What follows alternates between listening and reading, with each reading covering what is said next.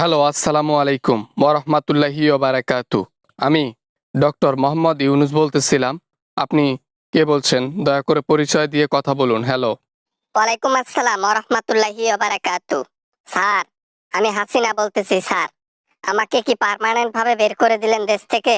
আমার দলকে কি সাসপেন্ড করে দেওয়া হলো? কেন করে দেওয়া হলো? আমি কি আর কখনো নির্বাচন করতে পারবো না? তার আগে বলো, তুমি কেন আমারে ফোন করছো? প্রশ্নই ওঠে না আমাকে ফোন করার। আর আমার ন্যূনতম রুচি নেই তোমার সাথে কথা বলার। কথা বলার আগে তুমি কেটে দাও, ফোন কেটে দাও। আরে স্যার, এত রাগ হইয়েন না, বুঝছেন? রাগ হওয়ার দরকার নেই। আমি শুধু জানতে চাই, আওয়ামী লীগকে কেন নিষিদ্ধ করা হলো? আমাকে কেন আর দেশে ঢুকতে দেওয়া হবে না? বাসার মধ্যে যদি আয়না থাকে তাহলে আয়নার গিয়ে সামনে বরাবর দাঁড়াও। দাঁড়িয়া তুমি নিজেকে প্রশ্ন করো, কেন তারা ঢুকতে দেয় না, কেন নিষিদ্ধ করলো তারা। না, আমি জানতে চাই, আমার কোনো অপরাধ আছে? আমি কি এমন অপরাধ করেছি? নিজেকে, নিজের পাওয়ার, টাকা পয়সা সব সেভ করার জন্য একটু না হয় খারাপ করছি। তোমার কাছে যেটা একটু খারাপ, সেটা আমাদের কাছে অনেক বড়, অনেক বড়। তোমার কাছে মনে হতে পারে এটা মামুলি, তবে তুমি যা করেছো তা কখনোই ভুলবে না জনগণ। আর আমি যা করলাম দেশের মধ্যে, উন্নয়নগুলো কোথায় গেল? সবকিছু হারিয়ে গেল।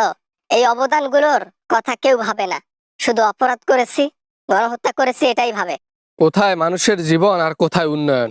আরে বেটা, উন্নয়ন আসবে আর চলে যাবে।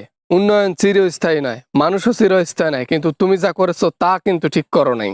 নিজের পাওয়ার টিকিয়ে রাখার জন্য যা কিছু করা লাগে করেছি। এতে যদি অপরাধ হয়ে থাকে জঘন্যতম, তাহলে করেছি, সমস্যা নেই। দেশে আমি ঢুকবোই স্যার। আমরা তো চাই তুমি দেশে ঢুকো। তোমার অপরাধের শাস্তি আইন নিজের হাতে করবে। হয় আইন করবে, নয়তো জনগণ করবে। সিস্টেম করে ঢুকবো। আইন আমাকে ছুতে পারবে না, জনগণ আমার সামন পর্যন্ত আসতে পারবে না।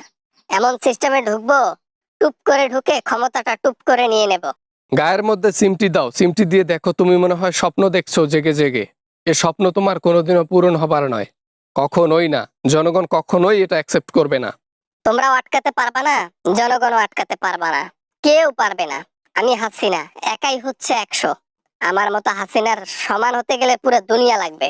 বাজে কথা বলতে তো পারি না, তারপরেও বলতে হচ্ছে তোমার কথা শুনে বা তোমার ধান্দা দেখে। তাহলে তুমি নেংটি সিরে দৌড়াইলা কেন জঙ্গল দিয়ে? ওটা তো ভয়ে পালিয়েছি। যেভাবে জনগণ গণভবনের দিকে আসছিল, তাতে তো আমার ওখানে চুলেও খুঁজে পাওয়া যাইতো না। এই জন্য আমি আগে পালাইছি, আগে জীবন। যে দেশ থেকে কোনো রকমে পালিয়ে গিয়ে বেঁচে আছো, সেই দেশে আবার ফেরত আসতে চাও? যাক, তোমার সাহসের আমি তালি বাজাইতে চাই, তবে সেটা করে দেখাতে হবে। হাসিনা যা বলে তাই করে, আর হাসিনা যা বলে সেটাই হয়। আজ পর্যন্ত আমার কথার কোনো কিছু অবাধ্য হয় নাই। আমার কথার খেলাপও কেউ হয় নাই।